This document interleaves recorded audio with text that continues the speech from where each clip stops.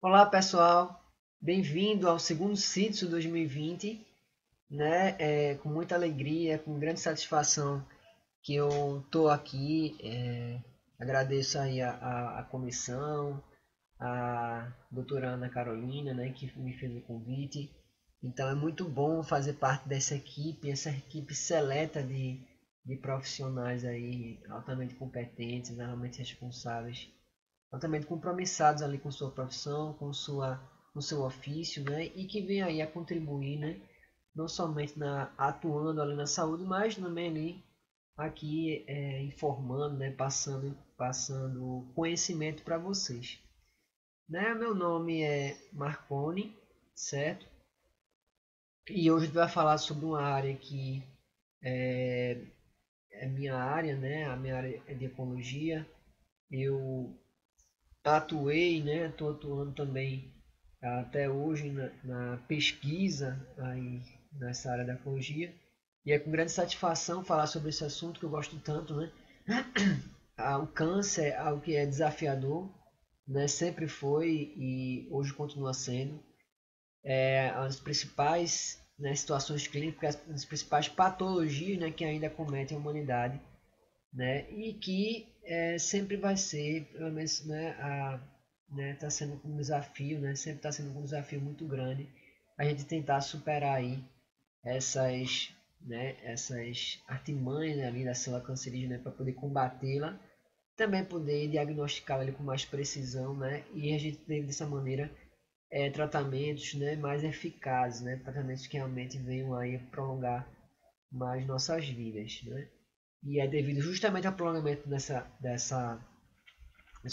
nossas vidas, né, que o câncer ele vem acontecendo, né? Então, o câncer é uma doença, né, que, né, vem, né, com a idade.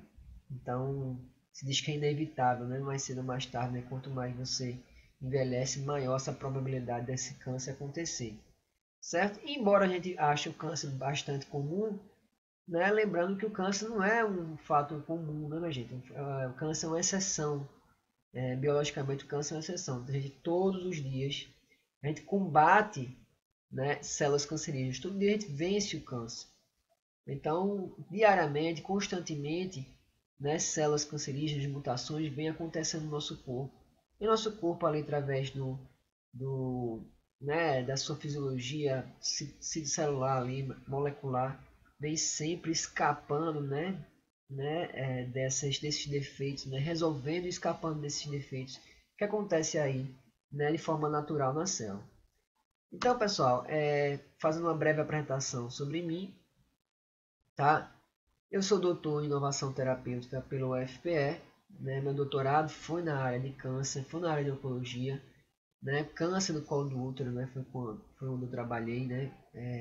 Ali atuando na expressão gênica, né? Avaliando a expressão de genes, tanto da paciente quanto do vírus HPV, né? A gente sabe que virtualmente, né, todos os casos de câncer cervical ocorrem devido ao HPV, né? Ou seja, 99% dos casos, né, se diz, é provocado por esse agente infeccioso, né? E ele realmente controla todo o mecanismo ali fisiológico da célula, né? De modo a ele se estabelecer ali, cronificar aquela infecção, né? E, né, provocar a transformação maligna daquela célula, certo? Eu também sou mestre em biotecnologia pela Universidade Federal de Sergipe, né? Sou especialista em diagnóstico molecular, especialista em perícia genética forense, né? Atualmente, até não coloquei aí, mas atualmente também estou terminando minha especialização em citologia clínica, né? Uma área que eu amo, né? E também, né, está diretamente ali ligado ao câncer, né? Então, a citologia oncótica, né? Pesquisa de células cancerígenas ali, né? Olhando no microscópio, então é bem interessante. Sou revisor do periódico Bioscience Reports, também do periódico The Journal of Pathology, certo? Fui editor-chefe convidado do periódico International Journal of Clinical Oncology and Cancer Research, né? Sou docente dos centros universitários, do Centro Universitário do Rio São Francisco, a Unirios, e do Centro Universitário Brasileiro, a Unibra. Tá? Também sou biomédico, né, plantonista, né, e atuo também como consultor e pesquisador na área de oncologia, né, principalmente ali atuando conjuntamente com o professor Dr. Antônio Carlos de Freitas, aqui da Federal de Sergipe, e o Aldo Venuti, eita, ficou aqui em cima, tá? Ficou aqui em cima, mas o professor Aldo Venuti, lá da Itália, né? Do Instituto de Câncer Regina Helena, na Itália, né? Então, a gente tem artigos aí juntos, né?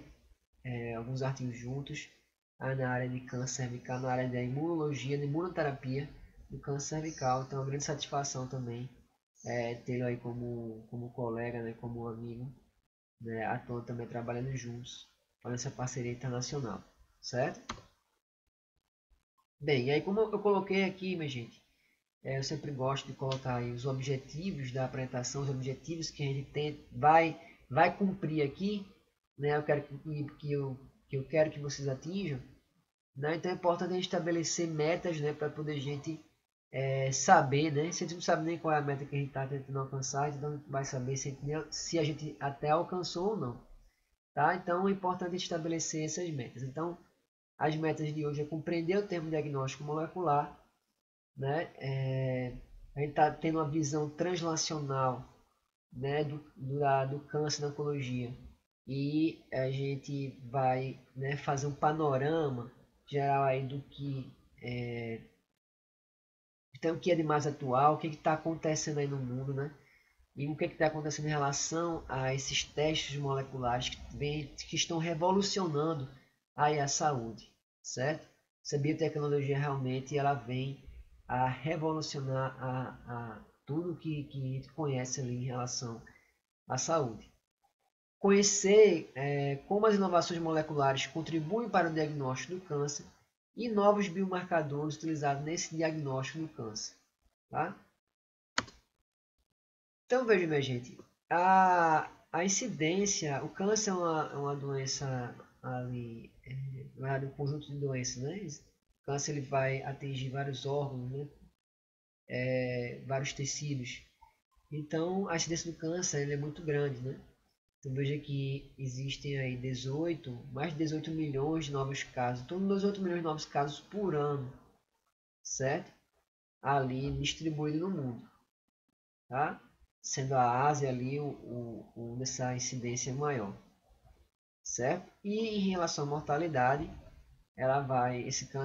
o câncer vai matar aí cerca de 9,6 milhões de pessoas no mundo, né, por ano. E aí, né, tem os tumores, os cânceres, né, os cânceres mais comuns. Os últimos dados aí é de 2018, certo? Câncer de pulmão, né, é o mais incidente, tá? Constitui cerca de 11,6% dos novos casos, pouco mais de 2 milhões de pessoas, né? O de mama vem em segundo lugar, ali quase que empatado, né? O colo retal, próstata e o de estômago. Aqui está excluindo aí o câncer, o melanoma, né? Em relação à mortalidade, o pulmão também é o que mais mata, né? Cerca de 18,4% das mortes de câncer é devido ao câncer de pulmão. Tem o colo retal também, o de estômago, o de fígado e o de mama. Certo? O mama aí, em relação a esse teste dele, né? Ele cai para quinto lugar. E aí, veja, né? A gente tá vendo aí, né? O mama, né? Ele constitui 15% da incidência global do câncer, né? O pulmão 13,8%, colo retal 9,5%. O cervical, minha gente, fala bastante, né? Existem campanhas de câncer do colo do útero, né? 7,5% e estômago 6,5%. Né? Isso aqui em relação ao sexo, tá, minha gente? Em relação à incidência global de câncer no homem, especificamente no homem, aí o pulmão ele continua sendo mais incidente, certo? Cerca de 22% dos casos de câncer, né, no homem é câncer de pulmão. Tem o de fígado, 10,2%, estômago, colo retal e próstata. Veja que no caso da mulher, né, quando verifica somente as mulheres, o câncer de mama ele supera, né, o câncer de pulmão ali no primeiro lugar. Tá? Então veja como é importante, né, temos a campanha de Outubro Rosa, né? O câncer de mama realmente ele é bastante incidente e realmente ele mata bastante. Em relação no Brasil, minha gente, em relação ao Brasil, o de próstata vai ser o mais frequente, vai ser o mais incidente, né? Melhor, temos nomes aí, né? Mais incidente aí vai ser o de próstata. Colo retal, pulmão, estômago e bexiga vem logo em seguida. Nas mulheres, o de mama, veja, né? Aqui no Brasil ele né? Enquanto nos homens, né? A incidência do câncer no Brasil ele muda, né? O pulmão ele deixa de ser primeiro lugar para o seu de próstata. Nas mulheres de mama ainda continua sendo mais comum, certo?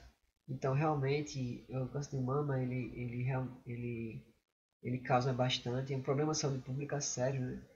E que precisa ser ali, precisa ser atuado de forma mais agressiva em relação a essa conscientização, em relação ali à prevenção desse tipo de câncer. E aí quando a gente fala de mortalidade, minha gente, os últimos dados são de 2018, ali pelo INCA, né, informados pelo INCA. Veja que né, o de traqueia, brônquios e pulmões, ou seja, a linha de pulmões, né, vai ser o que vai matar mais. Né? Veja que no caso dos homens, né, o pulmão está ali em terceiro lugar, ó, 19, um pouco mais de 9 mil homens, né, que vão sofrer desse tipo de câncer, vão adquirir esse tipo de câncer. Veja que ele é o que mais mata, 13,9%, seguido pelo de próstata, certo? Então, no Novembro Azul, né? Então, pela conscientização do câncer de próstata, bastante importante, certo? Em relação às mulheres, o de mama, ele continua em primeiro. Então, veja que o de mama ele é o mais incidente em termos globais, né? Quando é considerado ali tudo, todo mundo, né? Quando é considerado as mulheres vai ser o mais frequente também. No Brasil é o mais frequente também, é o que mais mata, tá? Então realmente é bastante importante aí a sua atuação, né? A atuação no combate a esse tipo de câncer do pulmão, né? Vem logo em seguida, 11,5%. Então é para vocês entenderem um pouco o panorama, tá? Do câncer no mundo, câncer no Brasil, certo? E agora no Nordeste, tá? Veja que 2018, né, que é os últimos dados, o de próstata ainda é o mais comum, né? E no caso das mulheres, né, o de mama continua sendo mais comum, certo? E aí, minha gente, veja que né, para a gente começar aí, né, nossa jornada de conhecimento, né, sobre o câncer, a gente tem que falar sobre o que é o câncer, né, como ele ocorre, como é a sua etiologia, como é a sua fisiopatologia, para a gente poder entender, né, como é que vai atuar, para poder entender essa visão, né, panorâmica, né, essa visão transnacional aí do câncer. Veja que o câncer, ele vai acontecer em células normais, células saudáveis, obviamente, e ali, né, devido a algum fator cancerígeno, né, algum carcinogênico, alguma substância, alguma situação de estresse celular, né, que essa célula vai sofrer, né, essa célula vai começar a sofrer displasia, né, ela vai adquirir mutações que vão começar a torná-la diferente do que ela deveria ser, ou do que ela é, tá? Essas alterações, né, geralmente vão estar relacionadas inicialmente a essa capacidade de perca de controle da divisão celular. Essa célula começa a se proliferar, né, aquelas mutações começam a se difundir, a se alastrar, certo? Essas células mutadas adquirem outras mutações, né, mutações secundárias, terciárias, enfim, até que aquele processo de displasia ele vem progredindo, vem evoluindo, né, até acontecer ali a transformação maligna, né, o câncer em si, certo? E ali, né, por exemplo, né, restrita ao tecido, né, seria o câncer ali in situ, né, depois invadindo o estroma, né, que seria o que vai ser o carcinoma invasivo, certo?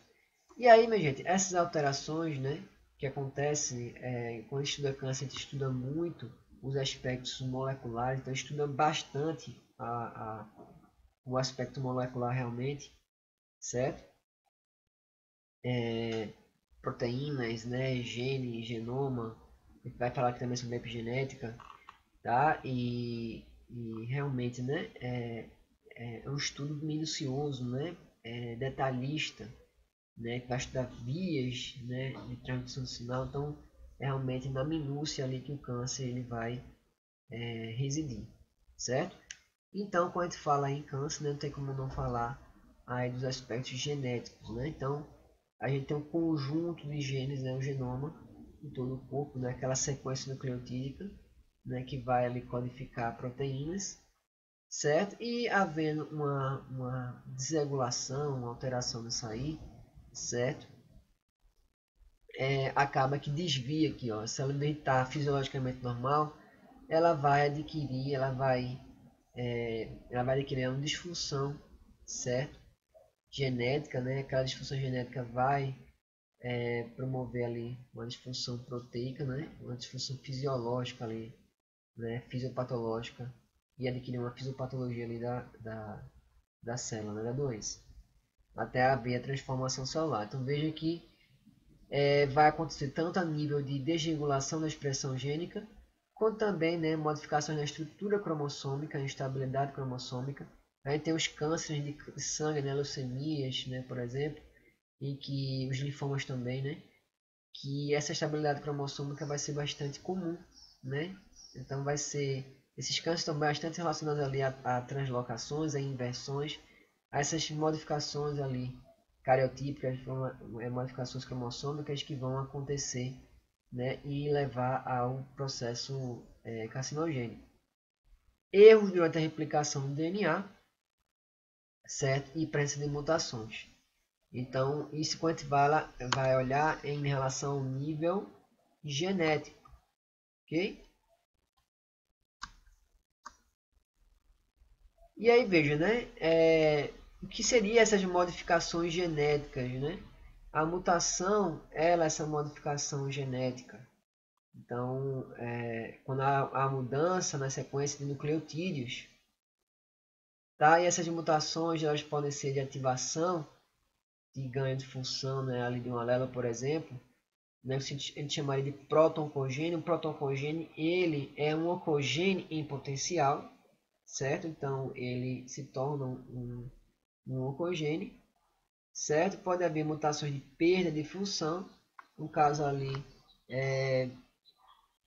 de um gene supressor tumoral, por exemplo.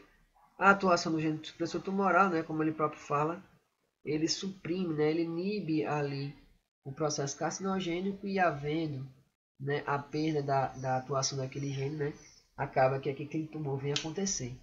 Então vai afetar importantes processos fisiológicos celulares, né, como o ciclo celular, a apoptose, certo? Enfim, que vai garantir ali a estabilidade do genoma, a estabilidade da divisão celular, certo? Do processo fisiológico mesmo da célula, né? A imunologia, né, que hoje está cada vez mais se aprofundado isso, né? As imunoterapias ali já são bastante frequentes, né? O câncer é bastante relacionado à disfunção imunológica, à disfunção da resposta imunológica. Ele pode atuar ali contra o câncer, né? Investindo nessas vacinas dendríticas, as vacinas de células dendríticas, né? Atuação e ativação dos TLRs, né? Que são os receptores Toll-like, ativação de linfócitos T, de células NK. Então, assim, existem diversas maneiras, né? Diversas abordagens que podem ser feitas, né? Em termos de imunologia para poder a gente atuar, né? Combater aquele câncer, aquelas células malignas.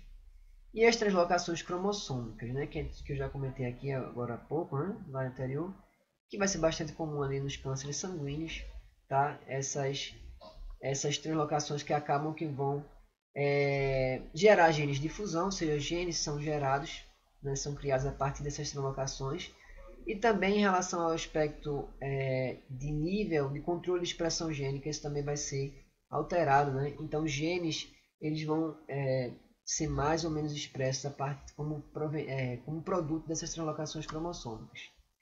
Certo? E aí, por exemplo, né, temos ali os protocongenes, que pode dividir didaticamente dessa maneira. Os protocongenes e genes supressores do tumor. Certo? Os protocongenes, eles vão ser aqueles aqueles genes que vão promover ali o câncer, né? Os supressores vão aqueles que vão inibir. Então, mutações tanto no gene quanto no outro, né, vão alterar ali, vão realmente contribuir para essa geração do câncer. Então, veja aqui essas mutações, né, desses genes vão promover ali, ó, aqui esse caminho da direita, né, esse caminho do câncer. E os genes, né, minha gente, eles codificam proteínas, né? Proteínas essas que vão ser fundamentais, né, ali na manutenção, né, da fisiologia celular, da homeostase do organismo, né? E quando esses genes estão mutados, né, vão gerar proteínas mutadas.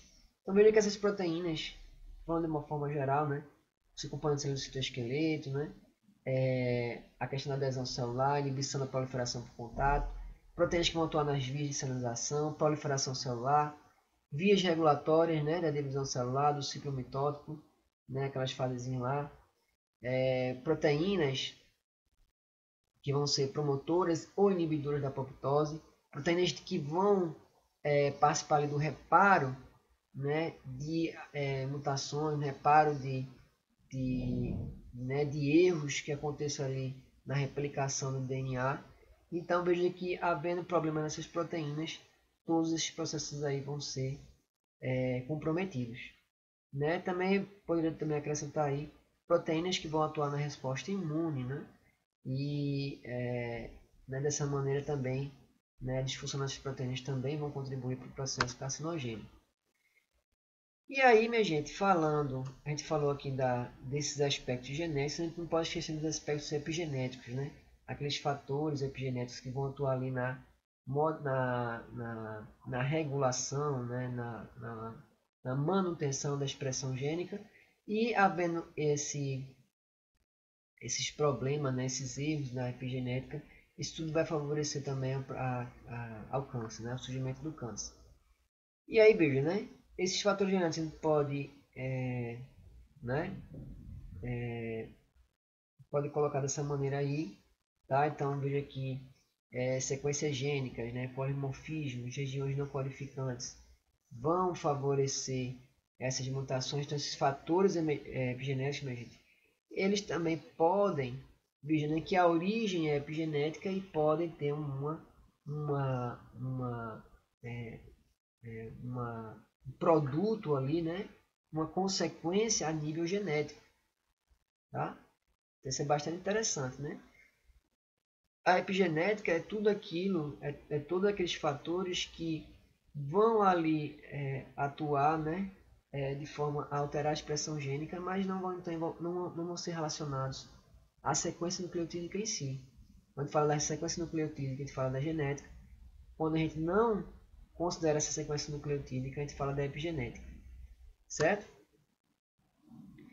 E, minha gente, o que seria esse diagnóstico molecular? Né? Está falando aqui de diagnóstico molecular e o que seria isso? Né? O conjunto de métodos analíticos laboratoriais, né? E os métodos em biologia molecular. Então, tem esses dois conceitos, né? E quando a gente fala em diagnóstico molecular, está se relacionando mais aos métodos de biologia molecular, aqueles métodos que vão envolver aí DNA e o RNA principalmente, né? Além também das proteínas. Mas ali os protagonistas mesmo são as moléculas aí hereditárias, né? O DNA e o RNA. Então, ele está falando da genômica, da transcriptômica e da epigenômica, que é justamente essa área mais recente. E aí, para poder vocês terem uma ideia de que é esse diagnóstico molecular, eu citei aqui em relação à avaliação do gene R2, né, que é bastante relacionado ali ao câncer de mama. Então, esse GNR2, né, ele vai codificar o receptor, né, o GFR no receptor de fator de crescimento endotelial. Então, quando existe esse fator, esse receptor, né, ele vai atuar ali através de uma guia de transdução de sinal, né, para atuar aqui a nível de controle da divisão celular, né, veja aqui proliferação, né, resistência à quimioterapia, angiogênese, metástase, antipoptose, tudo isso vai estar como consequência da atuação dessas vias de sinalização ativadas por esse receptor. Então, modificações, mutações que acontecem nesse gene, né, que vai codificar esse receptor, vai gerar proteínas ali truncadas, né, proteínas alteradas, né, que vão ali comprometer, né, esse processo, né, esses vários processos aí. Então veja que é um efeito dominó, né, um efeito cascata que vai se alastrando, que vai aumentando, né, ali as suas consequências negativas. E aí esse gene, por exemplo, né, ele pode, quando ele está ali, por exemplo, em grande quantidade, ele pode ser identificado através de técnicas moleculares, né, aí, por exemplo, uma hibridização, né, por fluorescência, né, para poder ali ele acender, né, todas essas marcações ali fluorescentes é justamente a grande quantidade desses genes ali que estão mutados. Então, dessa maneira funciona, essa marcação aí funciona como um biomarcador, né, para poder ali ter uma avaliação clínica daquele paciente, certo? Uma avaliação assim, né, clínica laboratorial daquele paciente, para que dessa maneira possa né, traçar uma estratégia, né, terapêutica mais eficaz, mais eficiente. Esses testes moleculares eles vêm a contribuir, por exemplo, né, a própria citopatologia, a histopatologia, né, que são métodos de análise ali microscópica das células, avaliação dessas células. Então, a gente pode conseguir identificar nesses carcinomas, por exemplo, aí, né, esses carcinomas epiteliais, né, existem muitos tipos de cânceres epiteliais, vários tipos epiteliais, né, por exemplo, câncer do colo do útero, né, por exemplo. Então, vem a ser complementar, né. Então, veja que essas técnicas, elas vêm a se somar para que a gente possa poder fazer uma avaliação mais precoce, né, uma avaliação mais fidedigna. E a imunohistoquímica, né, que também ali utiliza esse microscópio, né, como o protagonista ali, né, onde vai haver aquela marcação, tá, da proteína, por exemplo, presente no citoplasma, presente no núcleo. Dessa forma a gente vai observar ali em termos semi-quantitativos, né, e qualitativos daquela proteína de interesse, aquela proteína relacionada à carcinogênese, tá? E ali, né, não tem como se falar no diagnóstico molecular sem se falar do DNA, né, que foi descoberta, né, revolucionou a ciência, revolucionou a saúde, né, revolucionou tudo isso que a gente conhece ali da saúde, né, da biotecnologia, e que proporcionou que técnicas viessem a ser criadas, né, por exemplo, aí a PCR, né, que rendeu o prêmio Nobel lá na década de 80. Hoje estamos falando do CRISPR, né, que rendeu também o prêmio Nobel agora em 2020. Então veja que tudo isso produto, né, consequência da compreensão da estrutura dessa molécula tão importante que é o DNA. E ali temos esses protagonistas, né, o Watson e Crick, né, o Wilkins, né, e a Rosalind Franklin, que contribuíram nessa trajetória aí, no final, né, dessa trajetória da descoberta da estrutura do DNA, certo? Nessa jornada dessa descoberta, né, temos aí o Griffith, né, que participou ali em 1928, o MacLeod, o McCarthy, né, em 1944, o Chase, né, aí logo em seguida, a famosa foto 51 de Rosalind Franklin, né, o modelo, finalmente o modelo de dupla hélice, ali em 1953 por Watson Crick.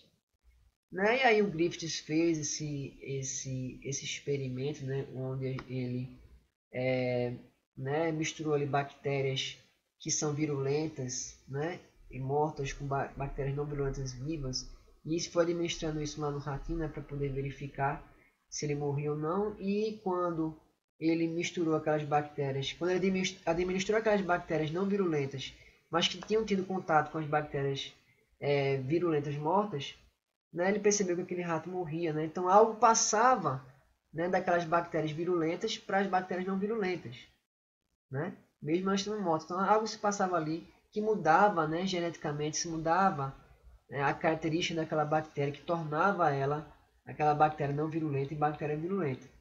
Então aí, né, foi uma das coisas iniciais daquela jornada de descoberta do DNA. O experimento de McLeod-McCarthy, né, veio a sedimentar mais isso, né, a solidificar mais isso, quando ele aplicou ali protease, RNase, DNase, né, e como produto da atuação daquelas enzimas foi administrado ali nos camundongos, né, e por exemplo, quando foi utilizada ali a DNase, né, verificou-se que né, o DNA era destruído, então os camundongos viviam, né? Então ali, né, algo ali que, né, pertencia ao DNA passava aquela característica.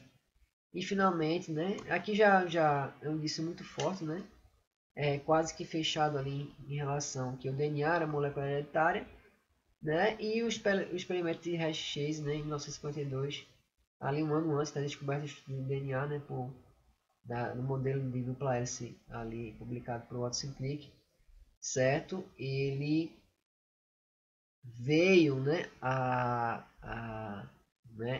fechar, né, quando ele pegou ali vírus, né, os bacteriófagos, né, os vírus que infectam bactérias. Então os vírus eles transmitiam ali alguma coisa para as bactérias, né, que era um material hereditário, né, que se desconfiava muito fortemente que era o DNA. Quando isso, né, era marcado, então tanto a molécula de DNA quanto as moléculas proteicas foram marcadas de modo separadamente, né?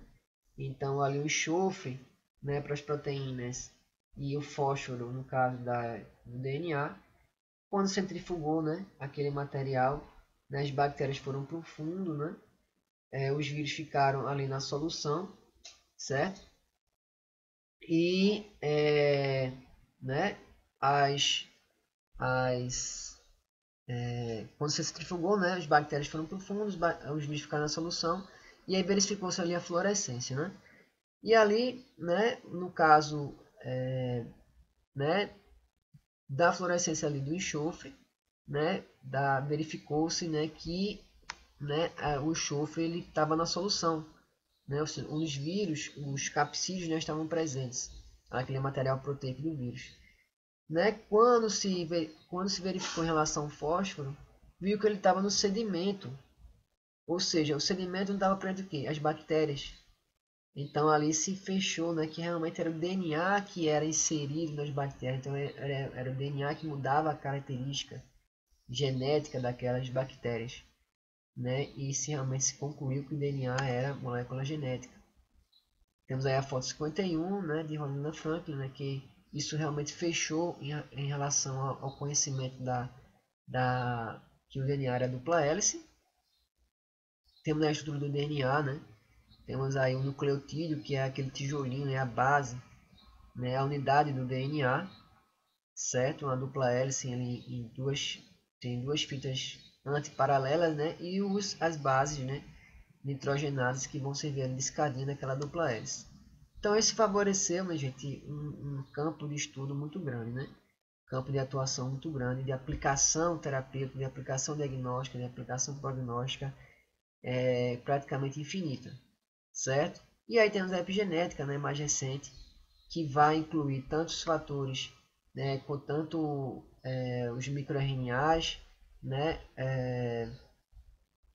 a atuação ali da metilação do DNA, quanto também essas modificações químicas das estonas. Então isso vai atuar de modo a controlar, né, a dosar, a regular esse processo de enrolamento, de condensação do DNA e desse modo, né, regular a expressão gênica, né?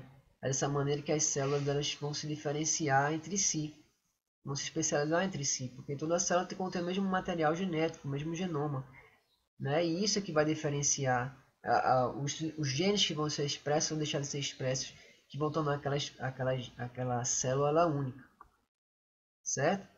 E aí ele traz a questão de Lamarck, né? Que fazia cuja hipótese se contrapunha, né? Ao de ao método evolucionista, né? E realmente, né, essa epigenoma, né, ela vem você consegue tem uma aplicação terapêutica muito grande, porque você conseguir alterar ali, né, a expressão de genes e atuar de forma ali a modificar, né, as características do fenótipo daquele indivíduo, né, daquele organismo, né? E isso também pode ser transmitido de forma hereditária. O legal é isso, né? Essas características podem ser transmitidas de forma hereditária. E ali, né, por exemplo, na questão da atuação, né, do uso daquilo ali, os organismos vão ser modificados ali fenotipicamente, certo? Então, a epigenética é aquilo que afeta os genes, né, que estão presentes nos cromossomos, mas sem alterar o código genético, resumindo aí a definição de epigenética. E aí vai incluir, né, o código de Stones, a metilação do DNA, os microRNAs. Então, esses fatores eles vão interagir entre si, de modo ali a fechar, né, todo esse controle, certo? E a gente vai falar aí muito mas se aprofundar um pouco mais em relação à metilação do DNA e os microRNAs.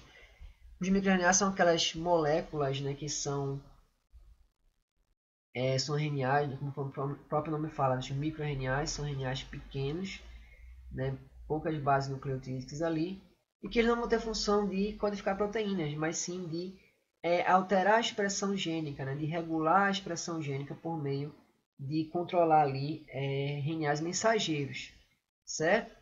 E ali a gente pode falar, né, ele pode atuar tanto os vários microRNAs no mesmo RNA mensageiro, no mesmo efetor, ou o mesmo microRNA em vários efetores. Então, toda com a compreensão dessa complexidade dessa atuação dos microRNA entre si e dele com vários outros RNA mensageiros é muito complexo, né? Exige ali uma bioinformática bastante forte, né? Para poder interpretar todos esses resultados. Né? E veja que a biologia, no caso ali, a biotecnologia, ela vai caminhar junto também com esse desenvolvimento da informática. E aí eu posso dividir ali didaticamente, né, esses microRNAs em oncomicroRNAs e os microRNAs supressores de tumor, que vão atuar ali, né, regulando esses já falados, né, oncogenes e genes supressores de tumor. E ali vão contribuir para o processo carcinogênico, né? Por exemplo, aumentando a expressão de oncogenes, certo? Ou diminuindo a expressão de supressores tumorais, tá? E ali, né, diminuindo, por exemplo, né, o processo apoptótico, ou aumentando, né, a proliferação, a sobrevivência, a angiogênese, a migração, a capacidade de invasão e metástase, né, ali das células malignas, certo? E ali, né, justamente as terapias eles vão tentar atuar ali contra esses oncomicroRNAs, né, ou, né, tentando aumentar a atuação daqueles microRNAs supressores tumorais, certo? Em relação à metilação do DNA, né, esse DNA ele pode ser metilado ou hipermetilado, ele pode ser, né, hipermetilado ou hipometilado. Essa metilação acontece na base nitrogenada de citosina, né, ligada à libizinha da guanina. A gente fala CPG, né? São essas sequências CPG, essas sequências onde aquele DNA ele vai ter essa regulação da metilação de forma bastante acentuada, né? E dessa maneira vai atuar ali inibindo ou aumentando a expressão gênica, né? Genes esses que vão estar envolvidos ali no controle da divisão celular, da apoptose, como já comentei, né? E ali contribuir para o processo carcinogênico. No caso aí, minha gente, da leucemia linfocítica crônica, né, por exemplo, eu tenho aí microRNAs, né, como o microRNA 15, né, foi o primeiro aí a gente envolver, né, interligar essa questão dos microRNAs I, né, do câncer. Então esse microRNA 15/16, por exemplo, ele atua ali sobre o BCL2, né? O BCL2 é aquela proteína, né, que está atuando ali, regulando o processo de apoptose daquelas células, né? E ali eu posso né, impedir essa imortalização celular. Então, por exemplo, o medicamento, né, venetoclax, ele interrompe essa regulação aí negativa do microRNA 15, né, e aumentando a expressão desse BCL, impedindo o aumento da expressão desse BCL2, certo? Em relação ao câncer do pulmão, tá? Aí existe também famílias de microRNAs que vão atuar, veja, né, em importantes proteínas, importantes genes, na verdade, né, como o do RAS, né, são uma proteína que atua a nível de transdução do sinal, né, as ciclinas, né, o BCL ele aparece, né, BCL, P21, P53, PRB, são proteínas que vão estar sempre aparecendo no câncer, certo? De modo ali, né, a aumentar a proliferação celular e inibir a apoptose, né, ou seja, promover a imortalização, certo? E também ali também em relação à geogênese, em relação ao processo de invasividade. Então tudo isso esses microRNAs vão promover. Então conseguindo controlar, né, a expressão desses microRNAs, né, conseguindo dosar isso, eu posso ter uma alternativa ali terapêutica contra o câncer. E aí, por exemplo, né, veja que a dimensão de microRNAs ali como LET7, microRNA 200, 145, ou o aumento da expressão do microRNA 126, 155, 121, vão estar relacionando com o mau prognóstico desse câncer pulmonar, enquanto do microRNA 182 e 451 estão relacionados a um bom prognóstico. Então veja que é uma análise bastante... Como é que se chegou, né, nessas informações? Né? Através da pesquisa científica, né, que viram que a expressão aumentada desses microRNAs diminuída vão atuar de modo ali benéfico ou maléfico ali nesse processo de progressão carcinogênica. Esses microRNAs podem ser mensurados ali, ser dosados no sangue. Isso também foi um ganho, né? Foi uma evolução significativa, uma evolução bastante significativa ali, também na saúde. Você poder dosar isso no sangue, né? A facilidade ali, né? Um método, uma amostra ali que não invasiva, de fácil obtenção. Então, imagina eu conseguir dosar esses microRNAs e ter informações de diagnóstico, né, de prognóstico, né, e terapêutico, de avaliação de terapia, né, de forma extraordinária, né, que a saúde, né, a biotecnologia vem favorecendo para nós hoje. E aí, né, existe, né, todo um panorama, todo um painel de microRNAs que vão estar regulados positivamente, né, ou downregulated, né, regulados negativamente ali no soro no plasma, que a gente pode estar associando aos estadiamentos desse câncer, certo? Então, veja que as pesquisas em relação a isso estão muito evoluídas, né, e a gente está chegando num nível que a gente pode cada vez detectar de uma forma mais precisa, né, menos danosa, menos invasiva e mais fidedigna esses tipos tumorais e os seus estágios. Em relação também à resposta ao tratamento, tá? Então, esses microRNAs também podem ser dosados em relação a isso, né? Podem estar também promovendo a alteração, a atuação desses, né, ter esses microRNAs como alvos, né, principalmente para poder ali, inibir proteínas ali, genes importantes, certo? Em relação ao câncer de mama, né, também é o mesmo raciocínio, tá? Tem alguns microRNAs ali chaves, né, que já estão bastante consolidados, né, a sua importância. Temos aí o microRNA 10B, 21, 155, 373, 520C, certo? Ali com várias publicações sobre eles. Tem a técnica de microarray, né, que, né, a gente vai avaliar a expressão de todos os genes da célula, né, ao mesmo tempo. Então a gente pode ver um padrão, né, de expressão ali, um painel de expressão de uma célula cancerígena em relação ao câncer normal. Então isso vai favorecer, isso vai exigir uma bioinformática muito evoluída, né, né, para poder avaliar ali essas informações, né, essas combinações de informações ali, certo?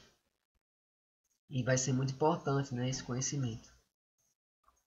Então a técnica realmente é, né, muito importante. Aqui é PCR, né, que é a PCR quantitativa. Né, eu realizei bastante aqui PCR na época do doutorado, né, que vai avaliar a expressão gênica, né, ou de um gene, ou de um conjunto, ou de alguns 2, 3 genes ao mesmo tempo. Né? Temos aí que pode ser feito pelo CyberGreen, né, por uma fluorescência, que esse corante ele vai se ligar ao RNA dupla hélice. Né? Desse modo eu posso mensurar, né, aquela duplicação, né, do DNA a nível a tempo real, certo? Então vai ser muito legal isso, né? E o resultado ele vai ser dado em forma de gráfico, tá? E não de gel, como está acostumado ali em relação a PCR, certo? E aí quando esse gráfico ele cruza essa linha aí horizontal, né? Que é chamado threshold, eu vou ter ali os CTs, né? O ciclo threshold, que vai me informar ali a quantificação daquele RNA mensageiro, né? Aquele RNA mensageiro que se tornou ali cDNA. E com uma aplicação muito legal disso aí, minha gente, eu sempre gosto de mencionar esse exemplo aqui, né, que é um exemplo brasileiro, tá? Que isso realmente eles fizeram, né, vários estudos ali de vários microRNAs, até que eles construíram um painel de 11 microRNAs para poder avaliar a questão aí do câncer da tireoide, tá? O problema do câncer da tireoide, né, que quando existe uma suspeita, né, tem que se fazer uma cirurgia, né, não dá para se saber se é câncer ou não, né, quando vai se fazer o histopatológico, né, já se retirou o tecido, já se retirou o órgão, e muitas vezes ele nem é maligno, né? Então, cirurgias desnecessárias já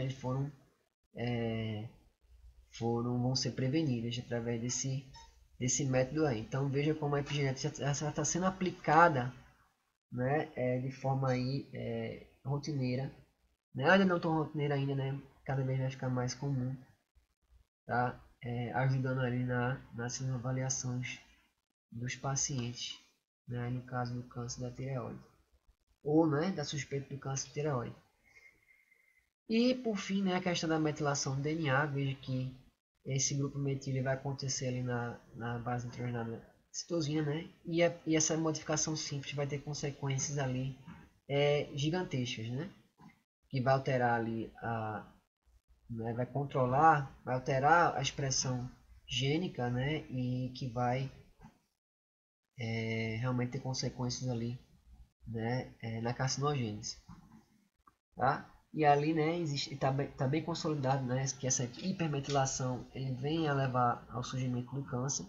Tem muitas proteínas, muitos genes que acontece isso, né? Genes ali relacionados ao câncer, como novamente, né, PRB, o gene RB, né, APC, o BRCA, que é muito relacionado ao câncer de mama, né, vão estar aí com essa disfunção de metilação. E a PCR, né? A PCR que é a técnica que vai poder identificar, né, esses mutações, né, vai poder identificar ali, já comentou, né, avaliar, quantificar a expressão de determinados genes. Então, uma técnica que veio a dar aí o prêmio Nobel, né, a Carl Musso, na década de 80. E ali, né, também tem uma questão de bioinformática muito forte, né, desenho de primer, para poder a gente fazer o diagnóstico molecular, né, do câncer, né, também de doenças infecciosas. E ali, né, por exemplo, né, vias, né, de sinalização, né, genes, né, que vão proteínas, né, que vão atuar nas vias de sinalização, a gente vai poder verificar ali mutações nos genes que codificam essas proteínas. Então, por exemplo, nos carcinomas de coloretais vão apresentar uma frequência muito alta, né, de perda de mutações nesse gene da TP53, né, que é o gene mais relacionado ao câncer, né, o gene P53. no supressor do tumor. Temos aí o sequenciamento, né? Temos aí as novas técnicas de sequenciamento. Temos o mini sequenciamento por extensão de primer. Então, o sequenciamento hoje é indispensável, né? Em um laboratório de diagnóstico molecular, né? Ele vem a até prever, né? Se o paciente vai ter um câncer ou não, estabelecer as probabilidades de ele ter um determinado câncer. Como no caso ali da avaliação de NBRCA1, né? Que é relacionado ao câncer de mama. Então, mutações, né, a nível de a modificação de apenas uma base nitrogenada, né, eu posso identificar ali através dessas técnicas e verificar ali, né, mutações, certo? Para genotipagem, ou seja, para avaliar, né, se devido a homozigoto, heterozigoto, também está ligada à questão da probabilidade ali de ocorrência de algum câncer, certo? Para identificação de mutações, para leucemia mieloide crônica, tá? Aqui para identificação da cromossomo Filadélfia, né? O gene de difusão BCR-ABL, tá? Então eu posso estar também identificando isso por meio da PCR. E, né, veja que, né, vários tumores, né, eles vão ter essas perdas de função, ou então ganho de função ali, no caso dos protocogenes. E esses genes vão estar relacionados não somente, né, a um tipo tumoral, como a vários tipos tumorais, certo? Concluindo aí, minha gente, a gente pode dizer, né, que esses testes moleculares são a evolução, né, já estão sendo utilizados ali, né, e isso vem tudo a favorecer o diagnóstico, né, ter um diagnóstico mais preciso, mais precoce, né, uma avaliação prognóstica mais eficaz, né, mais fidedigna, que realmente venha a realmente informar como aquele paciente está, né, e desenvolver terapias mais eficazes, certo? Aqui algumas referências, tá, que foram utilizadas aí para a construção dessa apresentação, né? Deixo aqui o meu contato para vocês, certo? Podem entrar em contato comigo, né? Tem aqui meu e-mail, tá? O LinkedIn, o Lattes, no Instagram, então para poder aí conversar, né? Para poder traçar aí novas, né, parcerias, né? É muito importante a gente estar contribuindo ali também, também para a sociedade, né, cientificamente ali para a evolução, né, desses aspectos aí laboratoriais, aspectos científicos, para poder a gente contribuir aí para né, para a saúde das pessoas, né? Então eu quero agradecer, né, a presença de vocês, certo? E desejar um bom congresso para vocês, um bom CIDSO, vocês possam ter aproveitado, né, possam aproveitar cada vez mais aí o conhecimento desses excelentes palestrantes que tiveram, né, essa disponibilidade aí deles para poder passar isso para vocês. Então, um grande abraço para todos, né, e até a próxima, pessoal. Valeu!